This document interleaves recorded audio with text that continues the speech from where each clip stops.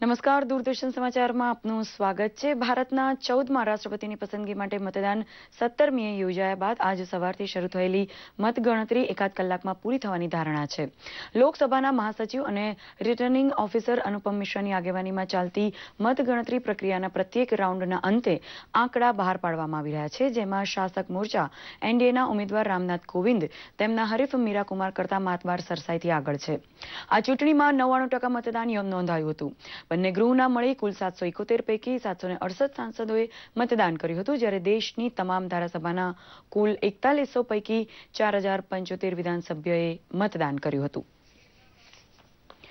લોકસભામાં આજનો દિવસ પણ વિપક્ષના હોબાળાને લીધે કામકાજથી વંચિત રહ્યો હતો। ગૃહનું કામકાજ શરૂ થતાં જ કોંગ્રેસ તથા ડાબેરી પક્ષોના સાંસદોએ ખેડૂતોની અવદશા માટે ચર્ચા માંગી ધમાલ શરૂ કરી હતી। સમજાવટના તમામ પ્રયાસ નિષ્ફળ જતા સ્પીકર સુમિત્રા મહાજને આખા દિવસ માટે ગૃહનું કામકાજ મોકૂફ રાખવા ફરજ પડી હતી।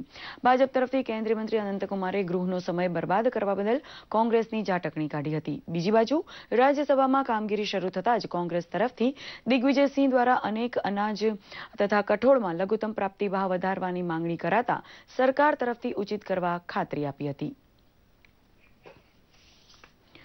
સુરતથી 10,000 કિલોમીટરની દેશવ્યાપી બાઇક યાત્રાએ નીકળેલી 35 ગરવી ગુજરાતણને વિદાય માન આપવા પૂર્વ મુખ્યમંત્રી આનંદીબેન પટેલ હાજર રહ્યા હતા।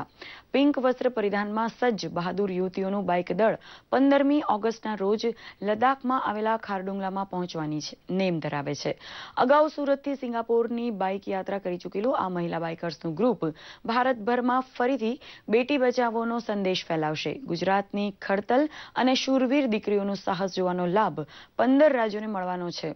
પૂર્વ મુખ્યમંત્રી આનંદીબેન પટેલે બાઇકર્સ મહિલાઓને ભારત યાત્રા દરમિયાન ગુજરાતની અસ્મિતાનું દર્શન પ્રવાસ માર્ગમાં પડાવ બનતા તમામ નાના મોટા શહેરમાં કરાવવાનું કહ્યું હતું। કેન્દ્ર શાસિત પ્રદેશ દમણમાં આરોગ્ય વિભાગ દ્વારા ડેન્ગ્યુ મેલેરિયા વિશે માહિતી આપવા અને જાગૃતિ લાવવા માટે વિશેષ રથની શરૂઆત કરવામાં આવી હતી।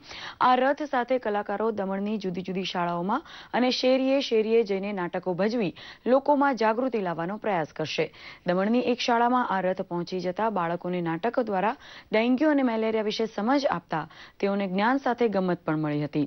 અમદાવાદથી આવેલા આ નાટકના કલાકારોએ મચ્છર અને પાણીજન્ય રોગોથી કેવી રીતે સાવધાન રહેવું જેવી અનેક માહિતી આપવામાં આવી હતી, તો બાળકો સાથે આ અંગે સવાલ જવાબ પણ કરવામાં આવ્યા હતા।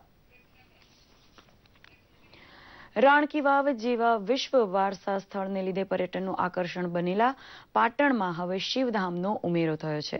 પાટણથી માત્ર 12 કિલોમીટર દૂર આવેલા કુણઘેર ગામે અનોખું શિવધામ આકાર પામ્યું છે। સોમનાથ મહાદેવ મંદિરથી અખંડ જ્યોત 25 દિવસ પગપાળા યાત્રા કરી અહીં લવાયા બાદ પ્રસ્થાપિત કરાતા શિવભક્તો માટે શ્રાવણ માસમાં શિવધામ અલૌકિક દર્શનનું સ્થાન બની ગયો છે।